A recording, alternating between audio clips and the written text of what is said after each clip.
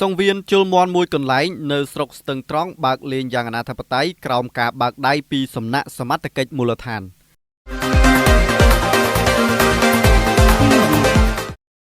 កំពង់ចាមសង្វៀនជលមន់ដ៏ធំមួយកន្លែងស្ថិតនៅចំណុចភូមិសំរោងឃុំអូមលូស្រុកស្ទឹងត្រង់ខេត្តកំពង់ចាមបើកលេងយ៉ាងអនាធិបតេយ្យក្រោមការបើកដៃពីសមត្ថកិច្ចពាក់ព័ន្ធនៅក្នុងមូលដ្ឋានយោងតាមប្រភពពីប្រជាពលរដ្ឋនៅមូលដ្ឋានខាងលើបានឲ្យដឹងថាទីតាំងនោះគឺមានក្រុមអ្នកលេងល្បែងជាច្រើនមកពីគ្រប់ទិសទីដោយមានរថយន្តនិងម៉ូតូជាច្រើនចតចោលនៅតាមចំការកៅស៊ូនិងមានអ្នកថែទាំការពារនិងមើលផ្លូវនៅពេលដែលសមត្ថកិច្ចឬបុគ្គលផ្សេងក្រៅពីអ្នកលេងល្បែងចូលទៅគេត្រូវរាយការណ៍ទៅដល់ម្ចាស់សង្វៀនមន់ភ្លាមជាក់ស្ដែងកាលពីថ្ងៃទី18ខែមិថុនាឆ្នាំ2026ក្រុមសារព័ត៌មានបានចូលទៅដល់ទីតាំងខាងលើដើម្បីផ្ដិតយករូបភាពនិងសកម្មភាពផ្ទាល់ក្រោយពីមានប្រជាពលរដ្ឋរាយការណ៍ថាទីតាំងនោះបានធ្វើសកម្មភាពបើកលេងយ៉ាងអនាធិបតេយ្យរាល់ថ្ងៃ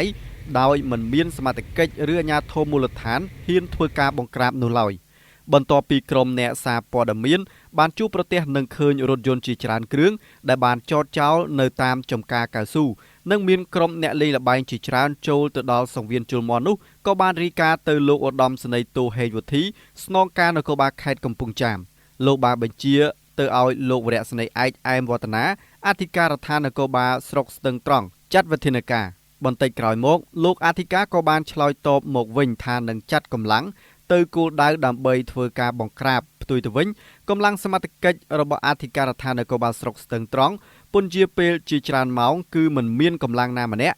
ដើម្បីចាត់វិធានការនោះឡើយតែបែរជាលោកអធិការនគរបាលស្រុកស្ទឹងត្រង់ខលទូរស័ព្ទទៅឲ្យម្ចាស់សង្វៀនមន់មកជួបដើម្បីសម្របសម្រួលវិញខណៈនោះគេសង្កេតឃើញមានអ្នកយាមផ្លូវម្នាក់រួមនឹងម្ចាស់សង្វៀនមន់ឈ្មោះលោកតាចេញមកដោយលើកឡើងថាលោកអធិការនគរបាលស្រុកស្ទឹងត្រង់ឲ្យមកជួបដើម្បីសម្របសម្រួលដោះស្រាយបដូរនឹងការបង្ក្រាបចាត់វិធានការផ្លូវច្បាប់លើទីតាំងល្បែងស៊ីសងមួយនេះ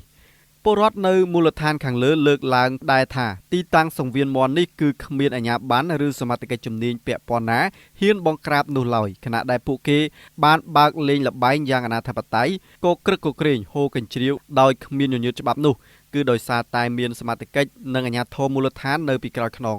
ជាក់ស្ដែងនៅពេលក្រុមការងារទៅជួបផ្ទាល់ហើយបានរាយការណ៍ផ្ទាល់បែបនេះទើបដឹងថាអធិការនគរបាលស្រុកស្ទឹងត្រង់ជាអ្នកនៅពីក្រោយនៅពេលមានការរាយការណ៍ពីទីតាំងល្បែងស៊ីសងខុសច្បាប់